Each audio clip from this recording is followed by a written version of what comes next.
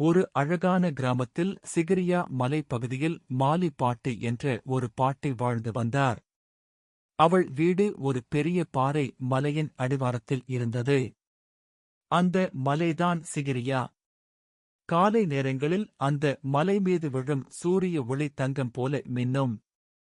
மாலி பாட்டி அந்த அழகை பார்த்து தினமும் புன்னகை செய்வாள். மாலி பாட்டி மிகவும் அன்பானவள். கிராமத்தில் இருக்கும் எல்லா குழந்தைகளும் அவளை நம்ம பாட்டி என்று அழைப்பார்கள். பள்ளி முடிந்து வந்த குழந்தைகள் அவள் வீட்டுத் தோட்டத்தில் விளையாடுவார்கள். பாட்டி அவர்களுக்கு பழங்கள், கஞ்சி கொடுத்து கதைகள் சொல்லுவாள்.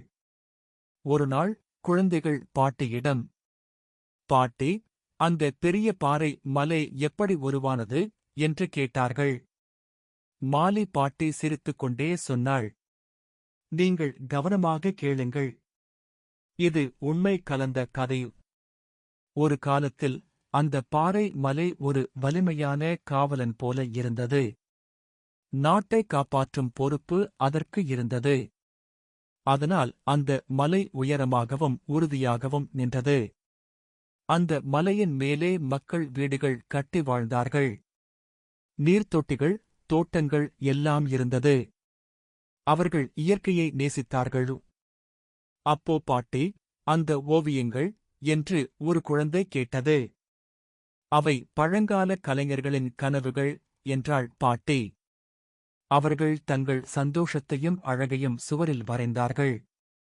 அதனால்தான் இன்று வரை நாம் அதை பார்த்து மகிழ்கிறோம். அடுத்த நாள் மாலி பாட்டி குழந்தைகளை சிகிரியா மலையை பார்க்க அழைத்துச் சென்றாள். மலையை சுத்தமாக வைத்துக் கொள்ளுங்கள். குப்பை போடாதீர்கள். இது நம் வரலாறு என்று அவள் சொன்னாள். குழந்தைகள் தலை ஆட்டி ஒப்புக்கொண்டார்கள். நாங்கள் இயற்கையையும் வரலாறையும் பாதுகாப்போம், பாட்டி என்று ஒரே குரலில் சொன்னார்கள். மாலி பாட்டி மகிழ்ச்சியுடன் சிரித்தாள். அன்று முதல் அந்த குழந்தைகள் சிகிரியாவை வெறும் மலை என்று அல்ல, ஒரு நண்பன் போல நேசிக்கத் தொடங்கினார்கள்.